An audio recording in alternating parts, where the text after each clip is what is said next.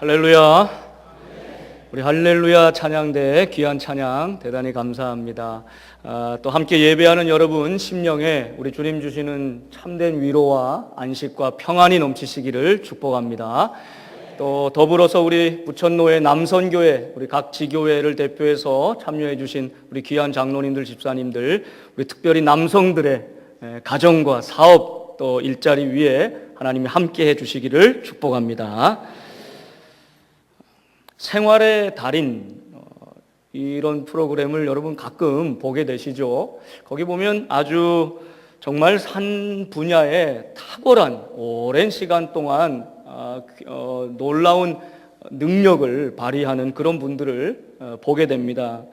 제가 기억나는 분들 중에 하나는 이 초밥을 오랫동안 만드는 분인데, 그분은 기계로도 그렇게 정확하게 숫자를 세려면 시간이 걸릴 텐데, 이분은 그냥 척 눈 감고 척 잡으면 150알 뭐 이게 정확하게 나온다는 거예요. 그리고 하나 기계로 숫자를 세봐도 정확하다는 거죠. 얼마나 오랜 시간 그 일에 반복해서 훈련했으면 한 번에 그 기계보다 더 정확하게 맞출 수가 있을까. 또 어떤 분은요, 고층 아파트나 건물 같은데 이렇게 글씨를 쓰거나 그림을 그리는 분이 계시더라고요. 연세가 높아요. 60대 가까이 되는 분인데 자기 뒤를 이어서 할 사람이 마땅치가 않다는 거예요. 그래서 그 연세까지도 지금 일을 하시는데 밑그림을 그리지 않아요. 본을 뜨는 게 없어요. 그저 이분 머릿속에 있는 그림을, 글씨를 일필휘지로 써내려가는 것입니다. 한 자당 꽤 높은 비용을 아주 받으시더라고요. 정말 탁월한 능력이죠. 우리의 손과 눈이 오랜 시간 반복해서 숙련되면 참 어떤 놀라운 신기한 일도 행할 수 있는지를 보여주는 그런 일들입니다. 여러분, 그런데 과연 신앙에는 달인이 있을 수 있을까요? 이 자리에쯤 오신 분들은 신앙에 과연 달인이다 하실 수 있을까요? 신앙인은 정말 달인이 있을 수 있을까? 이런 생각을 한번 해보게 됩니다. 신앙에는 왕도가 없습니다. 우리 산성교회가 귀한 것은 70년의 역사와 그 시간과 눈물과 기도와 헌신이 쌓여 있기 때문에 귀한 것입니다. 그 자체가 은혜요. 거기서 흘러나오는 하나님의 놀라운, 무엇으로 바꿀 수 없는 은혜와 능력이 이 시간 가운데 쌓여 있는 것입니다. 할렐루야. 여러분, 귀한 예배당에서 눈물의 선조들의 70년 우리 부천 지역의 모교회 같은 이 예배당에서 함께 예배할 수 있다는 것이 이 자체가 얼마나 귀한 은혜요 또 역사인지 모릅니다. 제가 아주 친했던 신학교 선배가 있는데요. 그분이 대학교 4학년 때 제가 이제 막 1학년 들어가서 4학년 형과 선배와 함께 기숙사 생활을 함께 했습니다. 근데 그분이 목사님 아들이셨어요. 그리고 공부도 아주 열심히 잘했습니다. 아주 뛰어난 분이었어요. 그런데 이 철학이나 인문학이나 이런 데 관심이 아주 많았어요. 그런 공부는 아주 잘하고 뭐 독일어, 영어 이런 것도 참 잘했는데 이 말씀 보고 또 기도하고 또 은혜 받고 능력을 체험하는 이런 일에는 늘 열등감이 있었어요.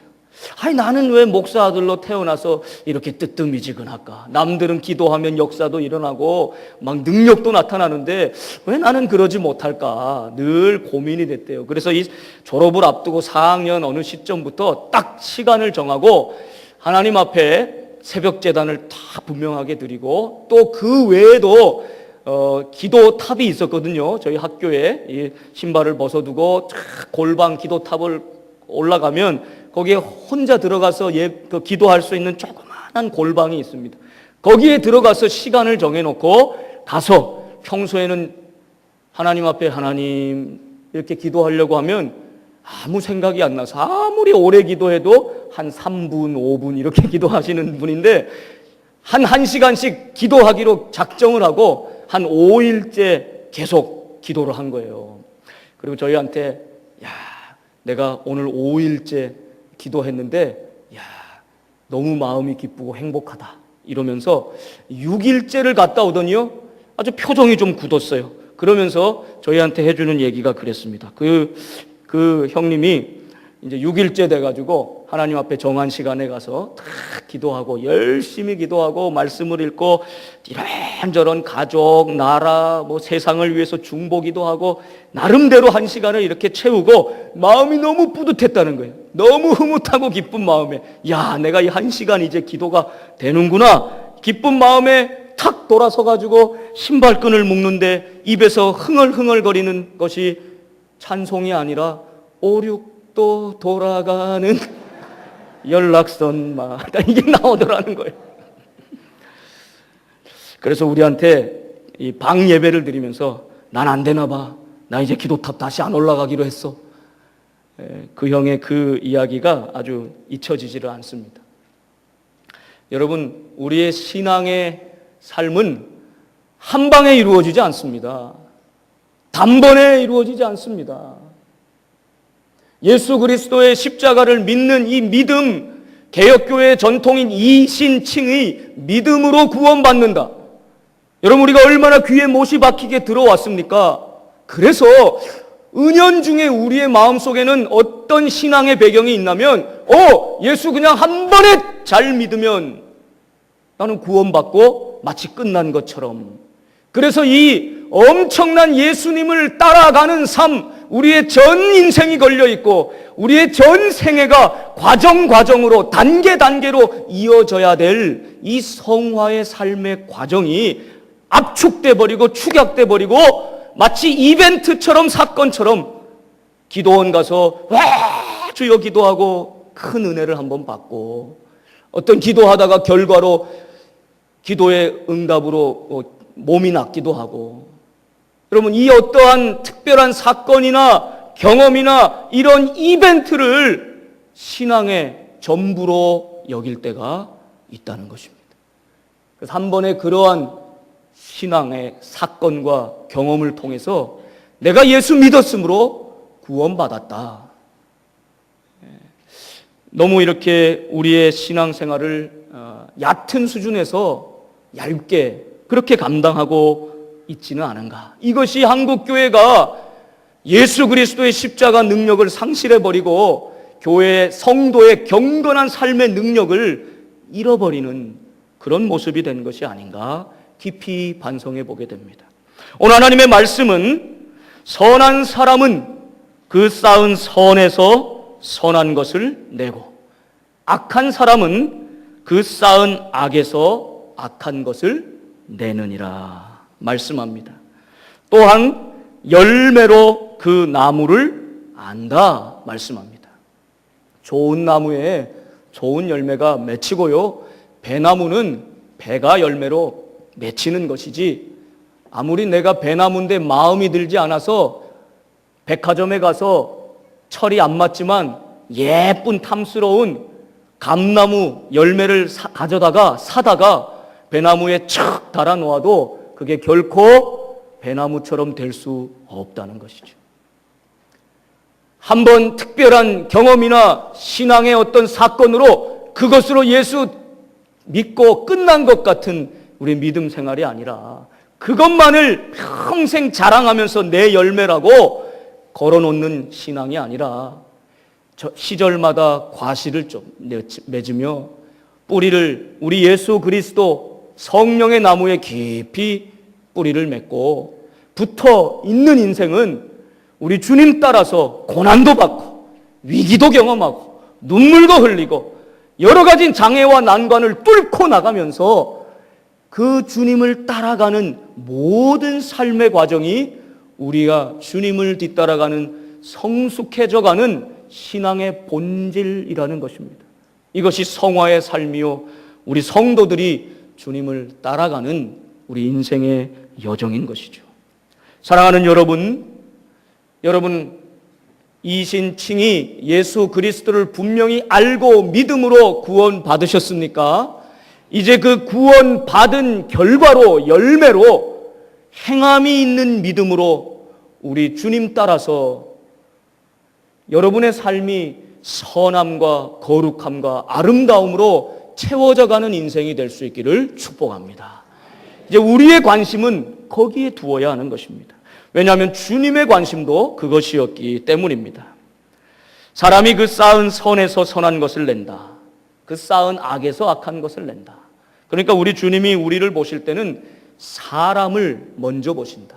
그 사람이 어떠한 존재인가를 먼저 귀하게 여기신다는 뜻입니다. 하나님 앞에 이 가인과 아벨이 제사를 드립니다. 가인은 농사 짓는 사람이었기 때문에 당연히 그가 농사를 지은 결과 소산물을 가지고 곡식으로 열매로 제사를 드렸습니다. 아벨은 양을 치는 자였습니다. 그래서 첫 양의 새끼를 그 기름을 가지고 하나님 앞에 예배를 드렸습니다. 그런데 여러분 잘 아시는 대로 하나님께서 누구의 제물을 받으십니까? 아벨의 제물을 받으십니다. 그런데 성경을 자세히 주목해 읽어보면 하나님께서 가인과 그 제물은 받지 않으시고 아벨과 그의 제물은 받으셨더라. 이렇게 말씀하고 있습니다. 그러니까 만약에 하나님의 관심이 제물에 있었으면, 그 제물을 드리는 사람이 아니라 제물에 있었으면 가인의 제물 그랬으면 되고 아벨의 제물 혹은 그 제물 이렇게 표현하면 되는데, 성경은 아주 엄격하게 구분하여서 가인과 그 제물, 아벨과 그 제물은 받으셨다 이렇게 말씀하거든요. 여러분 여기에 깊은 의미가 있습니다. 우리는 종종 오해하거나 착각할 때가 있어요. 어떻게 제물의 하나님이 이 제물의 종류에 따라 어떤 건 받으시고 어떤 건 안 받으신다. 그러니까 곡식 같은 것은 그냥 흔한 것이기에 별로 귀중히 여기시지 않고 통통한 양, 살찐 양은 기쁘게 받으셨다. 여러분 정말 그렇게 믿으신다면 우리가 믿는 하나님이 그렇게 편협하고 째째하고 옹졸한 하나님이시란 말입니까? 하나님은 양고기를 좋아하셔서 양으로 드리면 좋다 하고 받으시고 곡식은 받지 않으시는 그런 하나님이십니까? 아니죠. 제물의 종류와 상관이 없습니다. 혹은 많이 드린 것은 받으시고 조금 드리는 것은 안 받으십니까? 하나님은 이미 더 가질 것이 없을 정도로 충분하고 완전한 존재십니다. 그렇기 때문에 우리가 볼 때는 천천의 수양, 만만의 강수 같은 기름을 이야 대단하다 하며 드린다 할지라도 하나님은 그거 별로 상관하지 않으신다. 오히려 너의 삶에서 인자를 행하고 공의를 행하고 겸손히 내 하나님과 함께 행하는 삶, 이것이 내 앞에 더 소중하고 거룩한 것이다 말씀하는 것이죠. 가인의 삶이 있고서야 그의 재물이 귀한 것입니다. 가인의 믿음의 고백이 살아있고서야 그 재물이 온전한 것이란 뜻입니다. 하나님께서 가인과 그 재물을 받지 않으실 때 가인이 안색이 싹 변해버렸어요. 드릴 때는 신나게 정성을 다해서 드렸는데 안 받으시니까 안색이 변하고 고개를 떨구었어요. 그때 하나님께서 야, 네가 선을 행하였으면 어떻게 고개를 들지 못하겠느냐. 안색이 변하면 어찌미냐. 이 말씀은 무엇입니까? 하나님의 관심은 가인의 삶에 있습니다. 가인의 신앙에 있습니다. 가인의 인생 전체에 있는 것입니다. 하나님이 보실 때 가인은 선한 삶을 살지 못한 것이죠. 믿음으로 살지 못했던 것입니다. 만일 아벨의 제사를 하나님이 받으시는 것이 없었다면, 하나님 앞에 가인만 이 제물을 드렸다면, 하나님이 가인이 정성껏 제물을 드렸는데 그 제물을 받지 않으셨다면 아마 가인은 이렇게 했을 것입니다. 분노하기보다는 자기 자신을 돌아보았을 것입니다. 무엇이 문제였을까? 왜 받지 않으셨을까? 어떻게 하면 기쁘게 받으실까? 그랬을 텐데 아벨의 제물은 받으셨거든요. 그런데 내 제사는 안 받으셨거든요. 거기에 시기하며 질투하며 마치 하나님께서 차별하시는 것 같아 원망하며 불평을 쏟아냅니다. 이 분노가 마침내 가인의 마음을 삼킬 때 그의 쌓은 선에서, 그의 쌓은 악에서 악한 것이 나오게 되는 것이죠. 그러니까 이 사건은 참으로 중요한 원리를 우리에게 보여주는 것입니다. 하나님은 우리가 예배자로 하나님 앞에 서기를 원하십니다. 영과 진리로 예배 드리는 자를 찾으십니다. 그러나 그 예배는 바로 이 자리만이 아니라는 사실을 기억해야 합니다.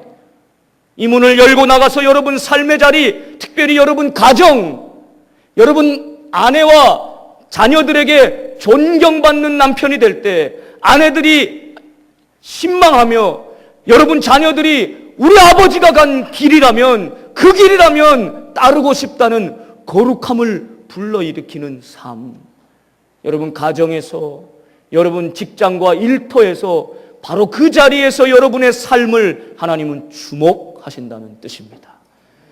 가인과 그 제물은 받지 않으시고 아벨과 그의 제물을 연락하신 하나님의 마음을 기억하셔야 합니다. 나무가 좋아야 좋은 열매 맺는 것입니다. 예수 그리스도 성령의 나무에 매달려서 거룩하고 아름다운 열매들을 우리 주님 앞에 올려드릴 수 있는 여러분의 삶이 되시기를 축복합니다. 우리의 존재가 항상 우리의 말과 행동보다 앞서는 것입니다. 우리는 이 봉사자로, 직분자로 오랫동안 섬기시면 사역에 관심이 많아집니다. 어떤 성과를 낼까? 어떻게 좀 효과적인 일 처리를 하고 원만하게 하고 사람들의 칭찬과 좋은 평판을 받을까? 사실은 여기에 굉장히 많이 의식하고 매이게 됩니다. 근데 우리 주님의 관심은 전혀 우리의 그러한 겉으로 나타나는 성과나 신앙에서도 사역에 그런 많고 적음을 따지지 않으신다는 사실을 좀 기억해야 합니다. 주님은 우리가 있는 모습 그대로 아버지 하며 문제 많고 죄 많은 내 모습, 연약한 모습 그대로 어린아이가 아버지 품에 안기듯이 아무 조건도 이유도 없이 달려와 안기듯이 그렇게 아버지 품에 안기는 그런 사랑스러운 존재로 우리를 보신다는 뜻입니다. 어떤 동네에 아주 유명한 무시무시한 폭력배 형제 2명이 있었대요. 아주 유명한. 근데 형이 죽었습니다. 그 동생이 이제 형 장례를 잘 성대하게 이제 치러주기 위해서 그 동네 온갖 불량배 깡패들 다 모이죠. 그리고 그 교회에, 그 지역에 유명한 목사님을 찾아갔습니다.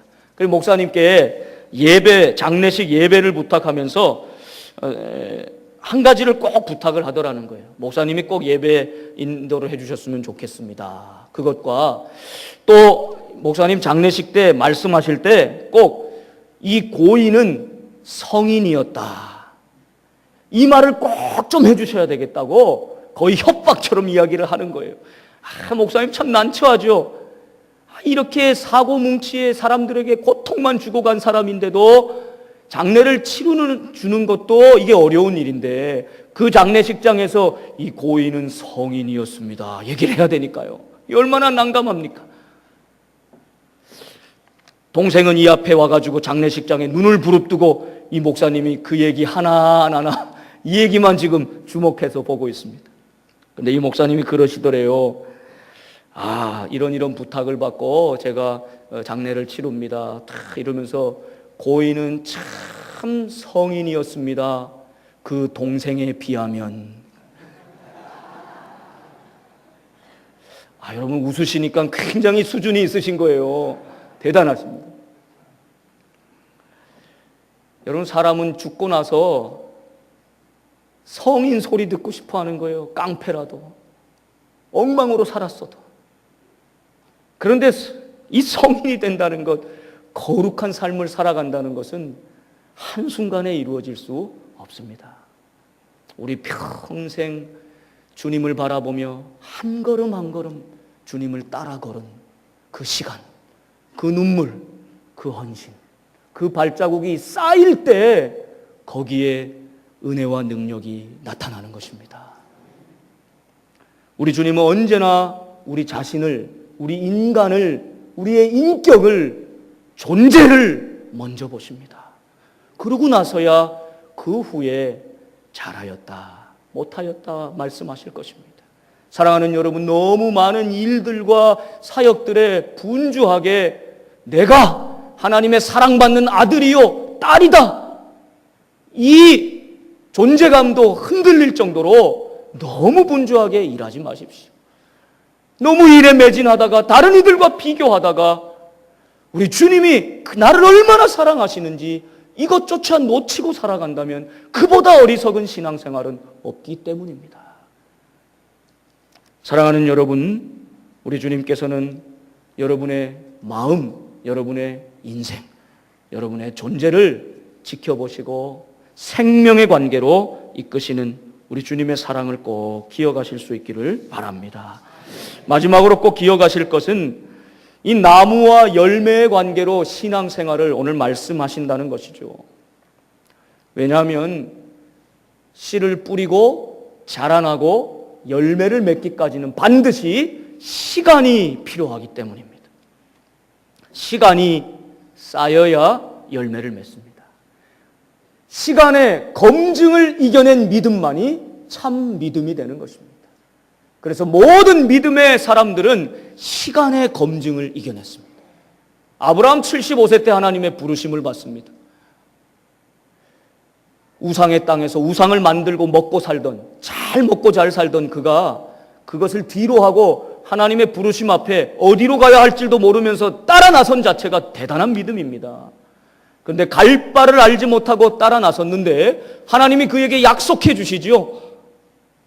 내가 내게 아들을 주겠다, 자손을 주겠다, 하늘의 별처럼 바닷가의 모래처럼 번성할 것이다, 축복해 주십니다. 여러분, 이 약속의, 축복의 약속을 받는 것은 너무나 가슴 뛰고 귀한 일인데 문제는 언제 이루어지느냐는 것이죠. 자그마치 약속의 아들 이삭을 주실 때까지 25년의 세월이 흘러갑니다. 25년의 세월, 약속의 말씀을 붙들고 믿음으로 버텨내야 됐던 시간이, 그 검증해야 됐던 시간이 25년 세월이었습니다. 그 중간에 한 눈도 팔고 이스마엘도 낳고 불행의 씨를 피우기도 하잖아요. 사랑하는 여러분, 모든 것이 그렇습니다. 믿음의 길은 약속으로 주신 말씀을 붙들고 그것이 이루어지기까지 기다려내는 시간의 검증을 거쳐야 합니다. 여러분, 지금 어려우십니까? 지금 갈등하고 있습니까? 이것이 하나님의 뜻인지, 이게 정말 맞는지 고민하고 있습니까? 하나님의 그 약속이 이루어지기까지 조금만 더 견디십시오. 시간의 무게를 이겨내고 여러분의 믿음이 진짜 믿음임을 검증해 보십시오. 모세는 40세 하나님 뜻으로 알고 자신의 혈기로 히브리 정체성, 내가 하나님 앞에 히브리 민족의 사람이다라는 것을 깨달은 다음에 세상적으로 가장 혈기왕성하고 지식과 모든 학식을 갖춘 후에 그렇게 하나님의 일을 해보겠다고 나섰지만 실수하여 사람을 죽이고 맙니다. 그 결과 40년 동안 미디안 광야에서 외롭게 양을 치는 시간의 검증을 거쳐야 했습니다. 그러고도 네가 진짜 믿음의 사람이냐?